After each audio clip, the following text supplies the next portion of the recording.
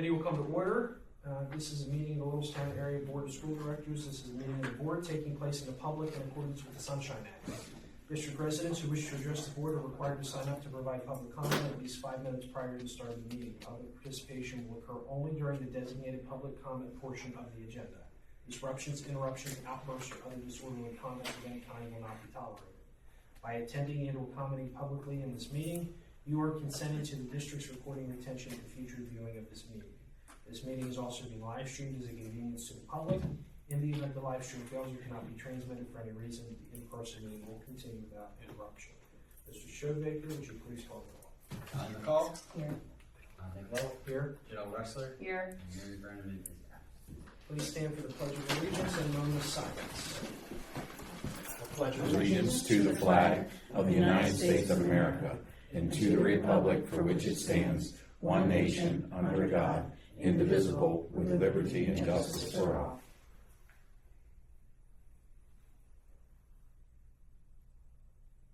Thank you. All right. We just had a marathon Finance, Property, and Supply Committee meeting. We're going to do our best to keep this as short and limited and sweet and to the point as possible. So we're going to start with Mr. Moran for the ELA resource and Dr. Berryman. Yeah, I'm just going to do a little intro. As the committee knows and the board, we have been doing some due diligence this year, working through our ELA K-5 with the committee, vetting researched resources, evidence-based, went through 2 pilots, had a really great committee, did a lot of surveying and debriefing, surveyed our students. So Mr. Moran tonight is really going to give you a brief overview of that. We kind of figured tonight might be a marathon meeting, so we had asked permission from the board just to do the whole teacher presentation next week on Monday night. So you'll get a lot more information Monday night. So unless there's a real pressing question, I would ask that you hold them for next Monday when you hear the teachers present, or if there's something that you think you want to know ahead of time, that you shoot me and Mr. Moran an email combined, and we'll do our best to make sure we have that answered for you Monday evening. Okay, so I appreciate everybody's willingness to hear, and as Dr. Berry alluded to there, I'm setting the stage for next week for the full board is really what I'm doing. So our committee's going to come together, and that's going to be a series of myself along with some of the teachers that were on it. Obviously some teachers are not available, but we do have a strong group of people that will be here. You know, we're coming to share and respond to our findings from the pilot, and we're going to make a recommendation for the Into Reading resource to be what we use for our ELA students next year, starting with the 26-27 year. The Into Reading presentation is really going to be centered around 8 areas. Okay, so we're going to focus in 8 areas and emphasize that based on the work that we've done with the pilot and what we've been working on throughout the year. So just to give you an idea of those areas that we're going to come and speak directly to you about with our committee and our teachers, we're going to obviously focus on a student survey where we've got some feedback information from them. We're going to focus in the planning area. We're going to focus the rigor of the resource. We're going to focus in the assessment area. We're going to focus on the resources that are connected to the Into Reading resource.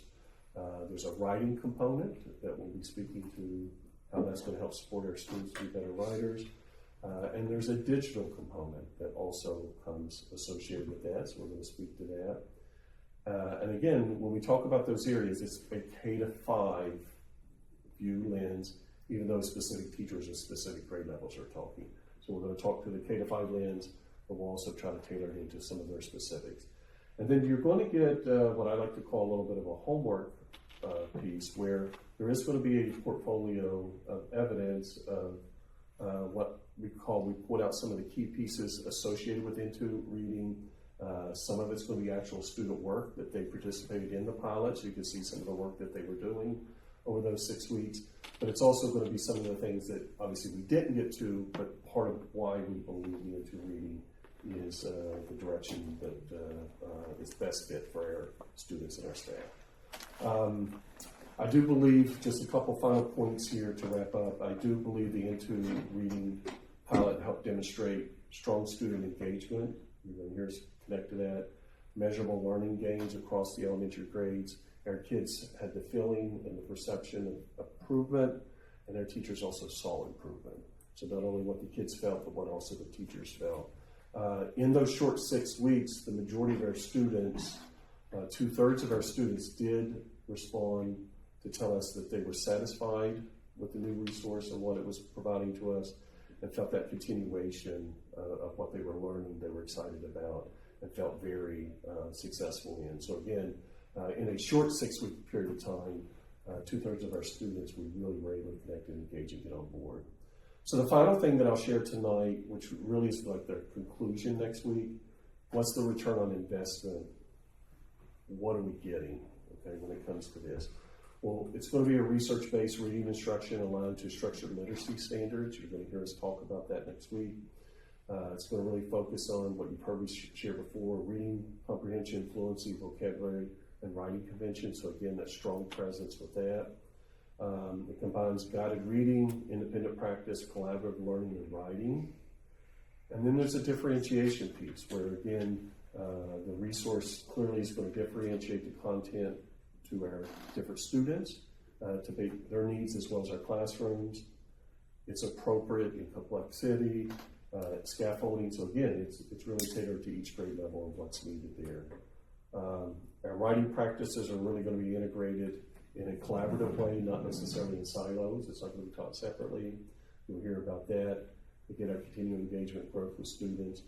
And really the final piece here, it really helps our teachers support through those guided lessons and small group activities. And you're going to hear our team talk to you about that. So we're really excited about the opportunity next week. We're going to come, there's about 6 or 7, maybe 8 teachers there that are going to speak, along with myself. We're going to show, and then we're going to give you some artifacts that will help support that for you to take and review and be able to look at. And then we're really going to be asking you on the 22nd to approve that for us in 26, 27. For 0%, rests on 3 assumptions. So at this point, that's really where we're at. I don't want to give too much detail about what our teachers are going to say to steal the thunder from them, but we are excited what we're going to bring to you. So if there's any overarching question, I'll try to answer that if you have it. Any questions, Alan, Janelle? I don't have any right now. Okay. We look forward to the teacher presentations next week. Thank you for sticking around for so long. No problem. Mr. Moran, Dr. Fioschi, go home. Please go home. Thank you. And I just would remind what Dr. Barron said, if there are questions or certain things you are looking for and you're wanting to make sure that we are addressing in our presentation, please email that out to us, and then I'll make sure that that's part of what we do as well, in addition to what we've already prepared. Okay? Well, All right, thank you, guys. So the next 2 sections of the agenda are the handbooks and the policies. Typically, Dr. Barron has some wonderful synopsis of every item and policy and everything. Because we're going on, are we in our 4th hour here? Almost 4 now. Since that's the case, well, unless there's any objection from the committee, what I'll ask is if you have any question or concern about any particular handbook or policy that you'd like to discuss or adapt. And if you have those, let's go ahead and do that, and we'll kind of cut over the explanation of each one. I'm sure everyone has had opportunity to review from the agenda. If there's any that you want tabled and to further discuss, I mean, this is just the first reading, so next week we'll have the opportunity to discuss as well. But just in an effort to try to get to some sort of conclusion this evening. I know I asked for 611 to come back, and really the only reason was the amount. I know we raised it from, I think it was 11 something up to 15, maybe 12 something up to 15. Was it 10? I don't even remember. It's 11.8. Okay. Raised it to 15. And just with everything we have to look at and purchases and everything, I'd like to see it, the amount dropped, but I am fine with sending this forward to the full board next week and getting other people's perspectives and opinions too. They might be different than mine, I don't know. So I'm Well, I fine with think the doing full that. board at the last meeting tabled it right? To come, or no, we didn't do it. I pulled it to send back to the committee, but there wasn't really any discussion on it. So what we'll do is we'll leave it on the full board agenda for a final reading, for a vote up or down, and if there's any discussion, if they want to table it back to a committee with a new recommendation, that's what they can do. So we'll, Is that just what you were 6-11. asking? Yeah, I would like, I think, to see it lowered, but that's only my opinion. I don't know, Ally, if you have an opinion, or if you just think you just want to send it to the full board, get everyone's opinions and whatever the majority. Excuse me, Janelle. Yeah. I would like to hear Mr. Showbaker just share, what are the consequences, in your opinion, if we would lower that more? So, What issues does that cause us? so I think it's just, one of it is an interpretation of the policy. So the interpretation normally is that if it's within the normal approved budgetary process of I'll just take high school, for example. So high school went through their teachers and vetted out their budget. They brought it to the superintendent, and then went to the board, and the board approved it. As long as it was in that capture that budget, they had the discretion to purchase. If the purchase was not on there, or they expended all their funds, those purchases above and beyond would then be subsequent to this policy. I think if the interpretation is the opposite, we would have a lot of pre-approvals we would have to have, because there's a lot of items that would meet low threshold dollar figures, especially in the larger equipment. So maintenance would be one, for example.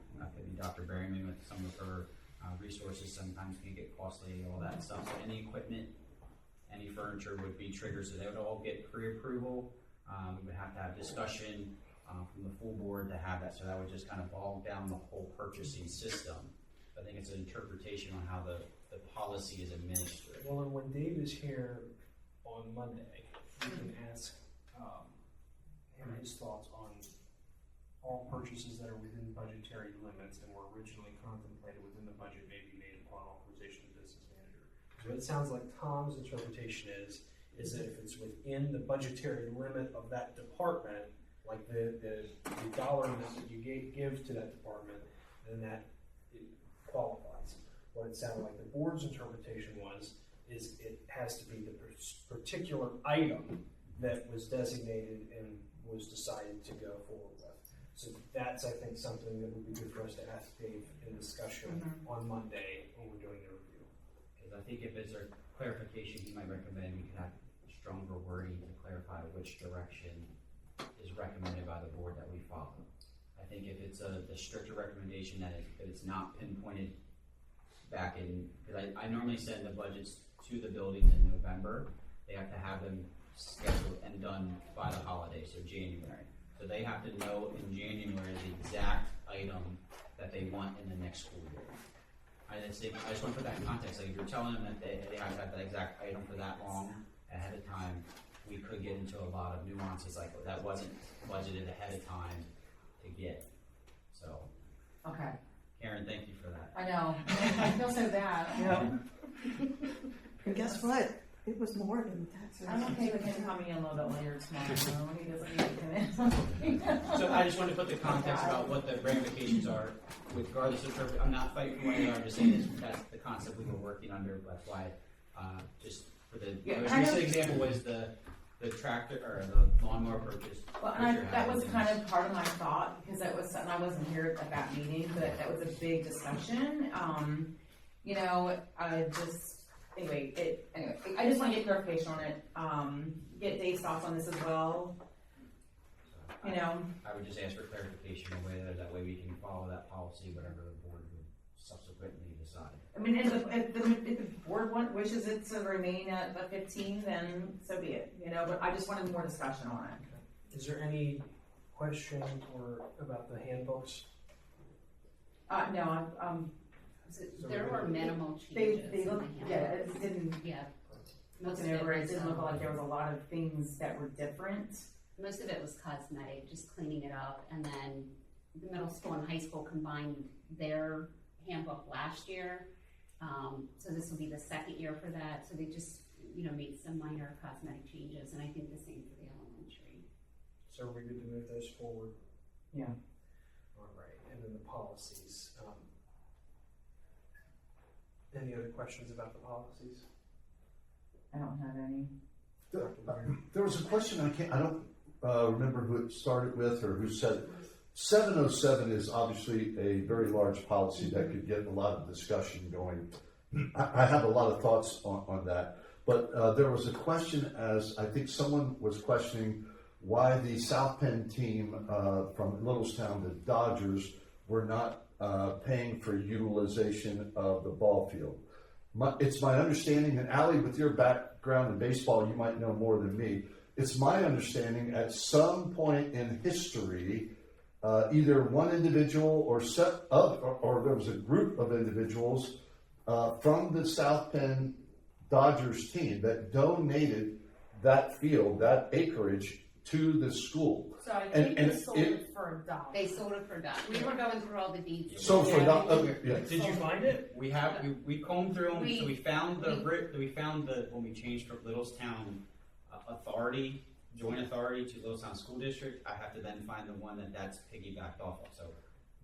We have the box. We're getting there. There's a lot in there from There's a lot of from deeds in there. 1860 all the way up to 1990. So we're. Because I always wondered whether that was just like myths and folklore, That's what I said too. whether that was. We're getting to the bottom of Trying it, to get to but the bottom. the point of bringing it up tonight, if that is the case, I really think it would be very wrong on our part to charge them anything. At the rec park where my other job is, we've had many donations. We've had our pavilions donated, and if the Lions Club or the Kiwanis Clubs or the Gettysburg Fire Department or the American Legion wants to use one of the pavilions that they donated, we're not charging them. I think that's common sense. Yeah, all I was gonna say about 707 is it is pretty beefy. We overhauled some of the fees that we charge.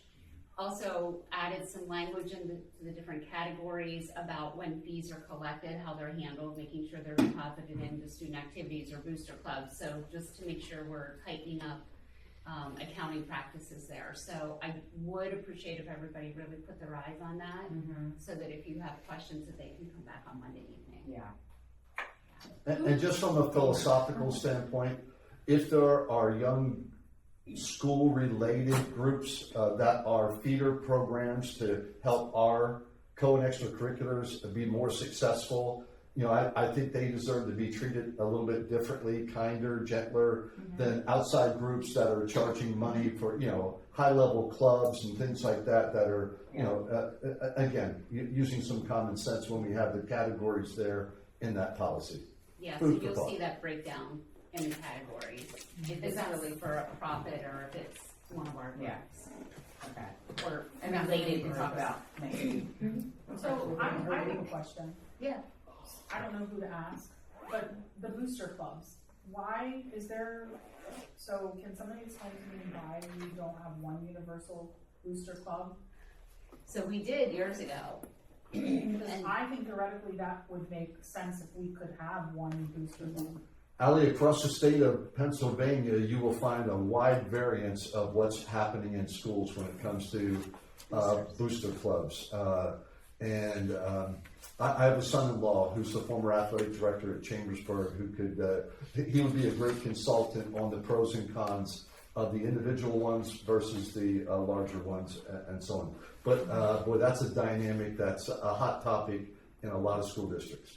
I would encourage you to get more information. I can either get more information to bring to the committee through Mr. Alasakis, or I could encourage you to meet with him just to say because I know that he has done some research on it, because we do have actually some of our athletic teams who don't even have booster clubs. Yeah.